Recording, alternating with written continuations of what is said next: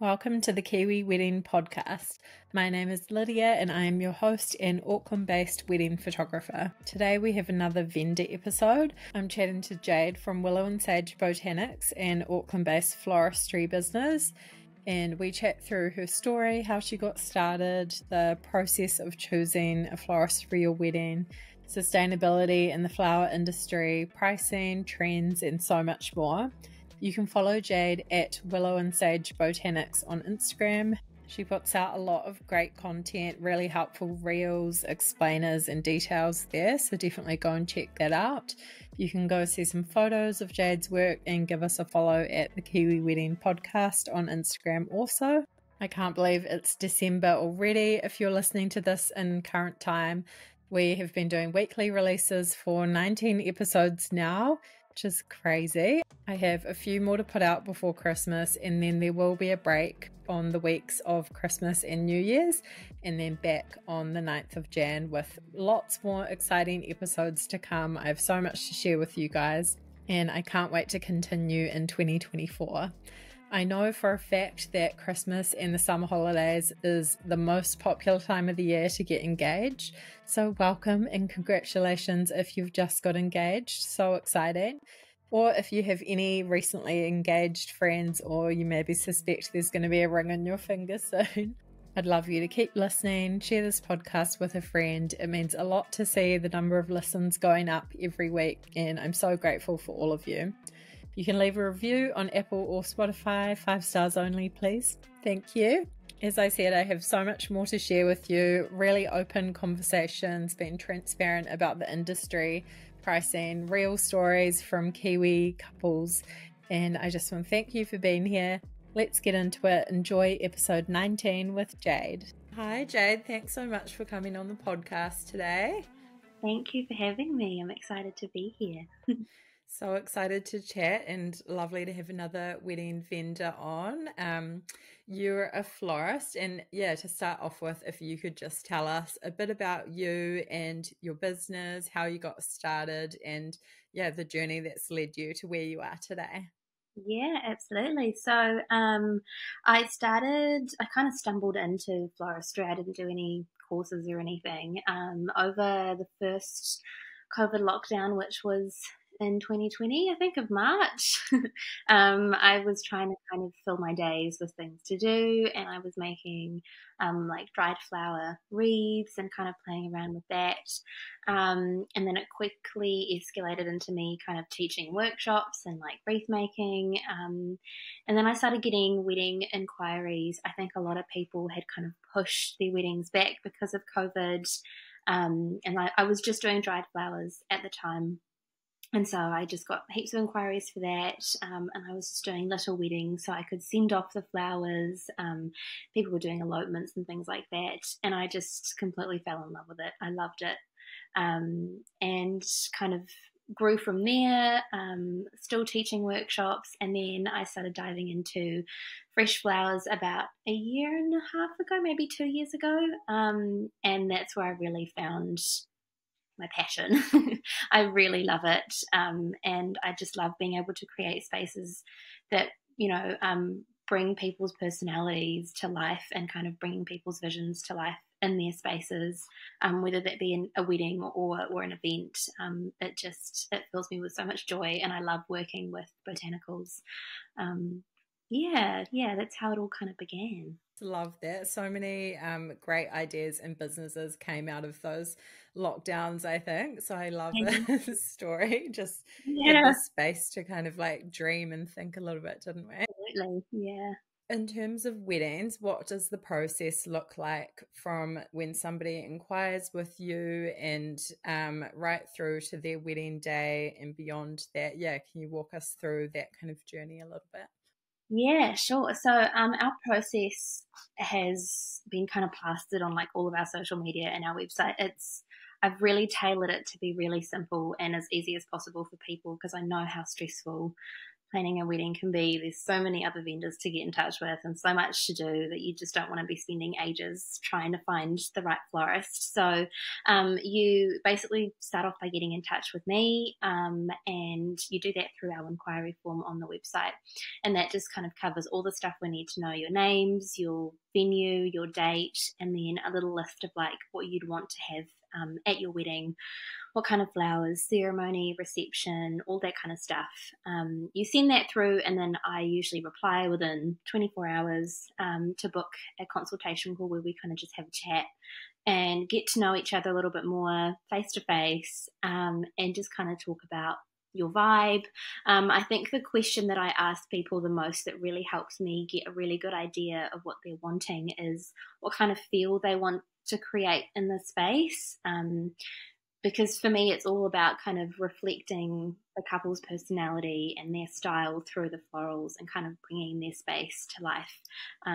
So that's like the main question that I ask, and then kind of asking them what they have in mind, what their vision is, what they want in terms of colours, if they have any flowers in mind. And once we've had a really good chat and we're kind of all on the same page, I'll send through a really detailed quote and proposal that outlines all the pricing, a couple of ideas in terms of designs and colour palettes and all that. And then we can make a couple of tweaks, a couple of changes, and then you just lock in your date by signing the contract and paying a 20% deposit, and then you're all good to go. And then after that, we basically, you can send me emails and things like that, and then people usually do kind of come up with other ideas and things along the way, as you do with inspo on Instagram and Pinterest. Otherwise, we have a final run through about 6 weeks before the wedding, where we just kind of discuss all the little design details, everything that, you know, how it's going to go down on the day, the delivery, the setup. And then the big day happens and we set everything up and we deliver. You basically don't see us because we're just behind the scenes and you don't have to worry about it. So yeah, we're kind of like the secret vendor. We're in the background and then these magical flowers pop up, and yeah.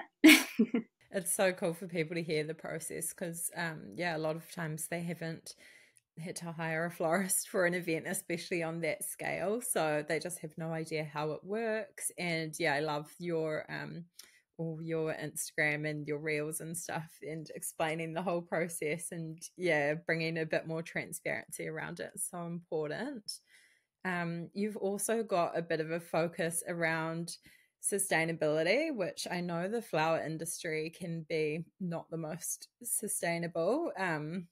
Maybe people don't realize that, but yeah, can you talk a bit about that and how you practice this in your business, why it's important? Yeah, you're right. It is really, it's not something that's easy to do. I think there's been a lot of awareness, especially in the flower industry, of how much of a wasteful industry it is. Obviously, you can just imagine, like you create all of these amazing designs in these spaces, and then what do you do with the flowers afterwards? A lot of the time, they end up going into the recycling or the rubbish, which is a shame, but that's kind of just what happens with this job. And I think when we first started, that was a really big thing for me that I wanted to focus on as much as I could, while kind of being conscious of what I could do, because it is quite a big ask. But I have completely cut out floral foam, or Oasis, which is kind of like this really bad artificial, almost like polystyrene foam that we use to kind of stick flowers into, and it holds a lot of water, but it takes like 1,000 years to recycle and biodegrade. So it's just terrible. And like ingesting it, like when you're using it, it's just really gross. So we don't use that. We use moss, which is great because it holds just the same amount of water, and it's natural. We can reuse it. And it can be used in so many other different ways. Recycling a lot of our packaged materials and all of our kind of mechanics. Most of our stuff is plastic free, bar a couple of bits and pieces. And then when it comes to the flowers, obviously once the wedding is finished, all the flowers belong to you. You know, like the couples can take the flowers home and they do whatever they want with them. But otherwise we do just compost as much as we can and reuse dry flowers where we can as well, and use those in workshops or future weddings. So that's kind of how we work. I'm sure there's so much more that we could do, and I don't want to say that we are fully like ethical and sustainable, because it's just such a big it's kind of hard to say that nowadays, that you're fully eco.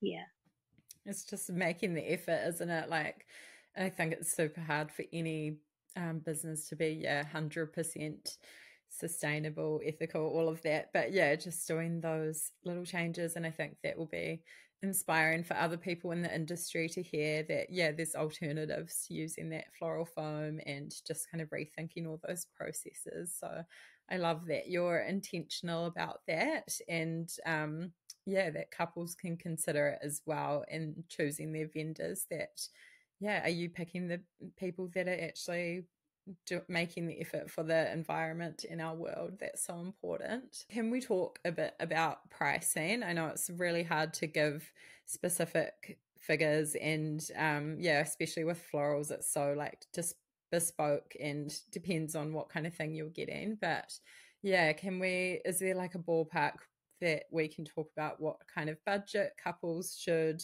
allocate for their florals, or maybe give a bit of an example of what the typical couple spends?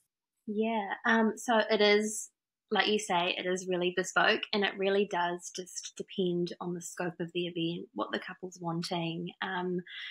I guess to kind of give a real rough idea, like when you're looking at personal flowers, so bouquets and things like that, it's a couple of $100 for a bouquet.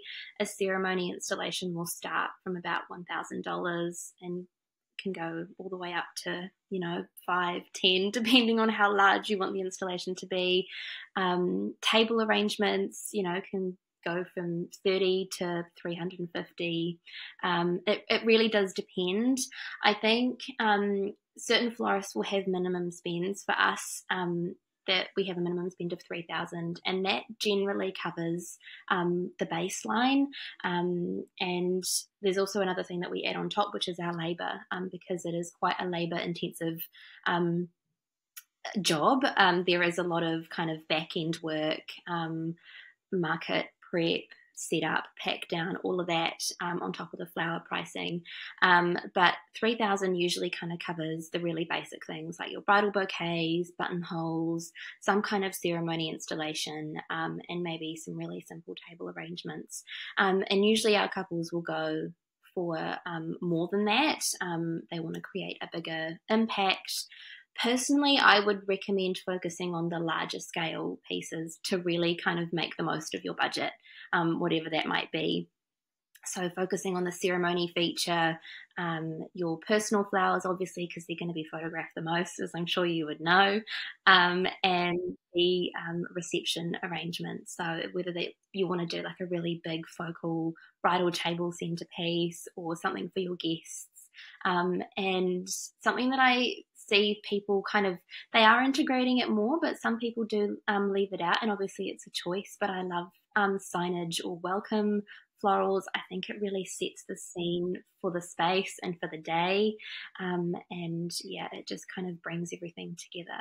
So, but then again, like I said, everything really does depend on the scope of the event and what you're wanting to create, and most of the time people do decide to go with a florist because they really want to focus on the florals and they love them and they want that to be a real big focal point of their day, and some people just choose to leave it out or just go really minimal, and it just depends on what they value on their day, which is totally totally bespoke to the couple.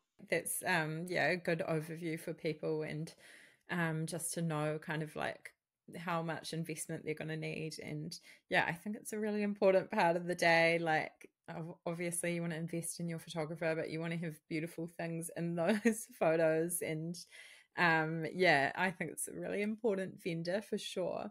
Do you find that you have to like coach people a bit around what flowers are in season, or do they ever come to you with their heart set on a certain flower and you're like, well, we can't really get that at this time of year? I think I've actually been quite lucky with people being quite open. I think a lot of the time people don't know much about flowers. I maybe have had like the odd bride in there who's been really hard, like had their heart set on one or two flowers, but they've been in season, so that's okay. I think I always try and kind of recommend not to focus too much on the flowers themselves. Obviously, when people will be inquiring, it'll be sometimes, minimum 6 months, sometimes even 2 years in advance. So, being able to kind of say, okay, this will 100% be available is really difficult. So I say kind of think about colors, think about textures. That kind of helps us in terms of design and the kind of vibe that you want to go with. And then it's when we do the final run through that we can kind of really nail down what we can use, what's in season, because we do work with what's in season as much as possible, local growers as much as we can. So it just depends on what they've got, what the year's been like, because the weather's just so up and down. So we've been pretty lucky. Not too many fussy or really hard to set brides or grooms. Yeah, it's great advice to just focus on the colors and textures rather than specific flowers, because there's so many beautiful options out there, and you guys are so talented with putting together the right combinations. Is there any in terms of this season, any like trends that you're noticing coming through, or common things at the moment? Yeah, I think every florist will say this, and possibly every vendor, but color. I think color is really coming through. People going really bold with like big pops of orange or yellow, hot pink. I've been getting quite a few inquiries with just quite a neutral color palette, but then a really nice pop of hot pink, which I think is really cool.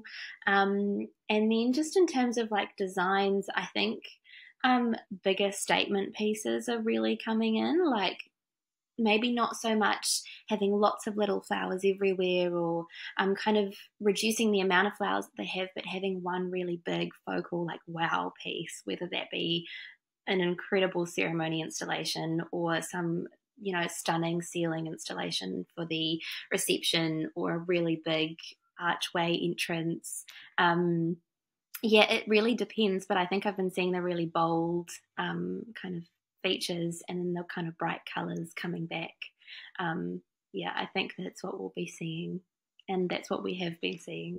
Yeah, I love that. I've definitely noticed that as well, the colour thing. And I love that people are getting a bit more brave and bold, doing something different. And it must be fun for you to create in that colour palette and do things that are a bit less traditional and different. Is there anything on your like floral wish list, or any like dream installation, or florals that you would love to execute or see more people doing? I've been quite obsessed with aisle flowers at the moment, like creating almost this pathway, kind of like a meadow pathway of flowers leading up to like a really big lush ceremony installation. I think that's kind of been on a lot of my Pinterest boards at the moment. I love how that looks, and almost how it kind of blends into like the grass or wherever the venue is, kind of making it look like it's just been there and it's just growing. I love things that look really wild and whimsical. Yeah, and kind of the same thing on the tables. I'd love to create some really long kind of almost growing table garlands, with lots of candles and fruit, and just making it look really, really natural, like it's just been there forever. Yeah, beautiful. I love that. I've definitely seen a few of those like inspo images on Pinterest, and so cool. As vendors, we're always like running around in the background and making everything happen smoothly, and sometimes the couple might not know what's gone into all the behind the scenes hecticness. But do you have any like funny situations that have happened as a florist, or any like behind the scenes horror stories you can share with us? I was thinking about this actually before. I don't think I've ever had anything like really terrible happen. I think while setting up, I've had a couple of times with ceiling installations, they kind of, because the weight might be leaning on, they might flip. So you end up having to redo the whole thing, or but it's never happened where that's kind of flipped or fallen or whatever during the actual ceremony or the event. I think just kind of rushing to get things out the door on time is always kind of something I struggle to do. I think you can allocate a certain amount of time, but then happen, and so I'm getting better at that. But yeah, no, I think we've been pretty lucky in terms of nothing major happening during the actual event. There is a lot of prep that goes on and getting to market, and maybe having flowers not show up on the day that we need them to be there, so, with careers and things like that. But aside from that, nothing terrible. Nothing major. That's good to hear. So when people are looking for a wedding florist, is there any like red and green flags to look out for, or what would you suggest to for them to keep in mind when they're trying to choose their wedding florist? I don't know if there's any red flags. I think it really just depends on what the couple is looking for. I think if you have like a set vision, or you kind of have just a general idea of what it is that you want, you kind of have an idea of your colors, you know what your personal style is, you know what you like, and then finding a florist that has the same kind of vibe. I think it's sometimes couple will approach any random florist and be like, this is what I want to do. Can you just do this? And every florist has a really different style. No two florists will create the exact same design. Everyone's really different in what they create. And I think instead of trying to find any random florist to execute your wish list, finding someone whose vibe you align with and aligns with yours, I think that's like green flag. Like that's what you should look for. If there's a florist whose work that you really love and you can kind of see that in your space and you think that that's kind of your vibe, I recommend going with someone like that rather than going for anyone random and just kind of asking them to execute what it is that you want. I think you'll be more disappointed if you go with a florist who has a very bohemian style and you want them to do something really classic and timeless or very modern. I'm sure they'd be able to do it, but it might not be to the kind of might not be exactly what you're looking for. So I think finding someone whose style aligns with yours is definitely what I would recommend when looking for your florist. I can't think of anyone of anything else to recommend really. I wouldn't throw any florists under the bus or anything. I think just looking back at their previous work and making sure that you like what you see, and chatting with them and getting a sense for them as a person, I think is good. That's great advice, definitely. Finding someone that you trust, you kind of click with, and then the style aligning, that's so important. And it can go across a lot of vendors. Like I know with photography, if you ever get someone that comes to you and they're like, oh, we want to book you, but I don't know, say you're really like fresh, bright kind of style, and then they're like, oh, we want really like dark and moody, and send you inspo from this other photographer, and it's like, why didn't you book them then? Exactly. Just find someone who's like work that you love and you know that they're gonna produce that every time, and you can trust them to do that. That's such great advice. So is there any other advice around florals or just wedding planning in general that you can give to couples that are planning their wedding at the moment? I think when it comes to I get a lot of questions around how far in advance you should ask or you should get in touch with a florist and start booking. And I would recommend as soon as you can. Like I kind of generally say we need to be able to kind of book you, we need a date and we need a venue, because if we don't know where your wedding is, then we can't guarantee that we'll be able to do it. So as soon as you have your venue and your date locked in, I think that's the best time to kind of start looking for a florist. Even before then, if you want, and then once you've got those locked in, you can kind of reach out, trying to kind of collate a vision board of what it is that you like. Obviously, I always say that I'm more than happy to help, and I'm sure so many other florists are there. We love being given creative freedom, and so if you're not 100% sure on what it is that you want, I think discussing it with your florist and saying, right, we don't know anything about flowers. You've come to the right person because we love flowers and that's what, that's our job. So I'm more than happy to kind of give you guidance on color palettes or help you kind of find what it is that you like, what matches you as a couple, and being able to create that as well as what kind of works best with that venue. We may have done work in that venue previously as well. So sometimes speaking with the venue to see what florists have worked there before, because sometimes they'll know how to really bring the space to life the best. And you're based in Auckland, aren't you? And do you do just like local weddings or do you travel at all? Yeah. No, so we just do Auckland weddings, so the whole Auckland region. I do have a couple of weddings this season booked for Wellington, which is exciting just because I used to be based in Wanganui, so I took a couple of bookings from there. But no, we'll be bookings only for Auckland from now on.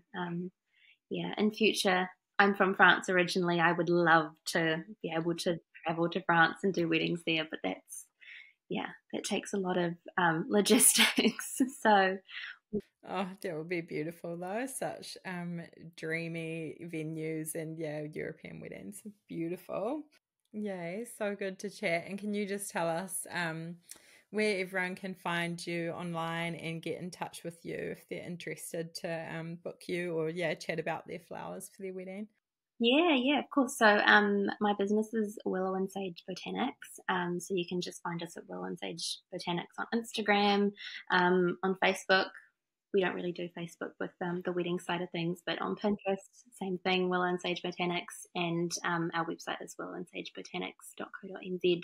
But all the links are on our Instagram. I think that's kind of like the best place to look for us. And the other side of our business is workshops where I kind of teach people how to create wreaths and do kind of floral work, and that's Willow and Sage Atelier. So on Instagram as well.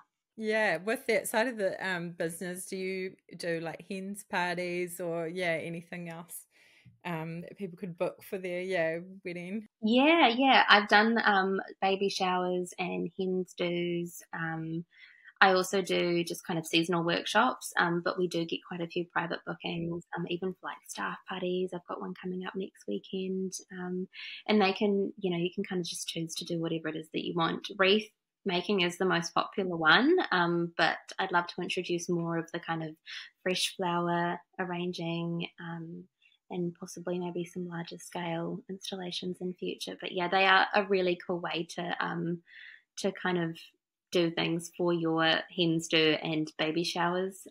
They were really cute every time I've done them. So you can do flower crowns. I think a mum made a flower crown for her future baby, which was so cute. So yeah. Oh, I love that. That's so cool. Such a fun idea to do. Yeah, especially with like group of your girls. I want to do one now. Have to make it happen. Yeah, for sure. I'd love to. Yes. Amazing. Well, thanks so much for coming on the podcast today. So great to chat to you, and I can't wait for everyone to hear this. Yeah, thank you for having me.